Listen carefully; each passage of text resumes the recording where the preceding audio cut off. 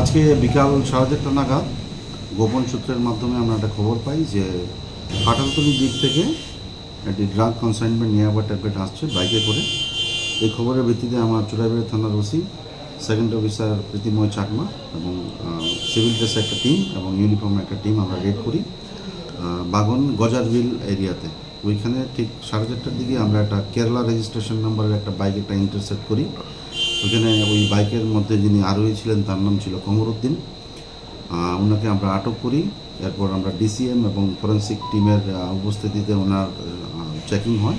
চেকিংয়ের সময় ওনার পজিশন থেকে 8,385টা ইয়াবা ট্যাবলেট আমরা ওনার পজিশন থেকে পাই এবং ফর্মালিটি অনুযায়ী ওই contraband item including Kerala registration number bike দুইটাই আমরা সিজ করি। সিজ করার পর তাকে আমরা থানাতে নিয়ে আসছি। এখন তার বিরুদ্ধে একটি স্পেসিফিক এনডিপিএসের মামলা হবে। কালোবাজারের মূল্য যেটা বলছেন সেটা অনুমান 40 লাখ রুপিস হবে। আর প্রাথমিক ধারণা কী হতে পারে স্যার, যে তার পেছনে কোনো রাঘব জড়িত রয়েছে? তার কাছ থেকে আমরা একটা মোবাইল ফোনও আমরা রিকভারি করেছি। সেই মোবাইল ফোনের সিডিআর এবং এসডিআর আমরা অ্যানালাইসিস করব এবং তাকেও জিজ্ঞাসাবাদ করা হবে এবং তার পিছনে যে চক্র কাজ করছে তাদের বিরুদ্ধে আমরা যথাযথ আইনানুগ অ্যাকশন আমরা নেব। মালগুলি প্রাথমিকভাবে যে বলছে সে ঝেরঝেরি,